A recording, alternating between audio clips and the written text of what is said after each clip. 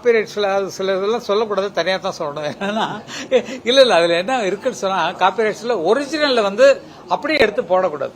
ஒரிஜினலாக எடுத்து இப்போ பிக்சரில் போடுறாங்க இல்லைங்களா, எங்களோட பாட்டு பொட்டு வச்ச தங்க குடம் சொர்க்கமே என்றாலும் அது அந்த மாதிரி போடுறாங்க இல்லைங்களா, அதுக்கு பெரிய காப்பிரைட்ஸில் டெஃபினட்டாக கொடுத்தாகணும். ஏன்னா எங்களுடைய நாங்கள் பண்ண வேலையை அப்படியே எடுத்து போடுறாங்க இல்லைங்களா, அதுக்கு காப்பிரைட்ஸ் உண்டு, டெஃபினட்டாக கொடுத்தாகணும். அது பெர்மிஷன் வாங்கணும்.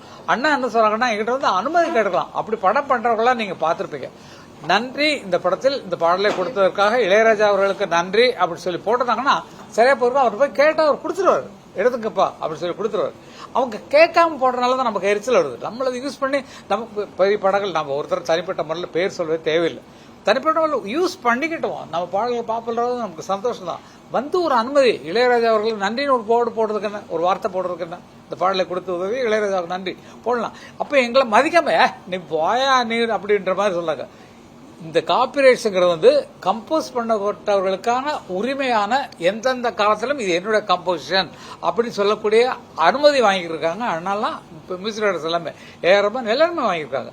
அப்போ அதை அடுத்தவர்கள் யூஸ் பண்ணும்போது மேடையில் பாடுறதுக்கெல்லாம் நான்லாம் அண்ணாட்ட சொல்லி அண்ணாட்ட பேசி அது ஒரு தடவை சண்டை கூட வந்தது ஞாபகம் நினைக்கிறேன். லைட் மியூசிக்காரங்களாம் அவங்கெல்லாம் விட்டோம்னா லைட் மியூசிக்கு ஃப்ரீன்னு சொல்லிட்டாரு அண்ணா வந்து. லைட் மியூசிக்கு நான் ஒன்றும் கேட்க மாட்டேன் அப்படின்னு நம்ம சொன்னதுக்கப்புறம் அது விட்டாங்க. அதனால லைட் மியூசிக்கில் வர்றதுக்கு ஒன்றும் ப்ராப்ளம் இல்லை. நீங்கள் ஃபுல் சாங்கும் போடாமல், ஒரு ப்ரோக்ராமும் போடாமல் ஒரு சின்ன பிட்டா இந்த பாட்டு பாடினாங்க, இந்த பாட்டு பாடினாங்கன்னு ஒன்று சாம்பிளாக போட்டிங்கன்னா அதில் ஒன்று காப்பிரைட்ஸில் வர்றதுக்கு சான்ஸ் இல்லை. ஆனால் ரொம்ப நேரம் நீங்கள் வந்து ஒரு பல்லவி, ஒரு சரணம், ஒரு பேக்ரவுண்டுன்னு போட்டிங்கன்னா அது காப்பிரைட்ஸில் வந்துடும். இந்த பாட்டு பாடினாங்கன்னு சின்னதாக போட்டு விட்டிங்கன்னா எந்த காப்பிரைட்ஸும் வர்றதுக்கு இருக்காது, முடியாது. பிளே ஸ்டோர் மற்றும் ஆப் ஸ்டோரில் இருந்து பாலிமர் செயலியை QR கோடு மூலம் பதிவிறக்கம் செய்யுங்கள். செய்திகளை உடனுக்குடன் பெறுங்கள்.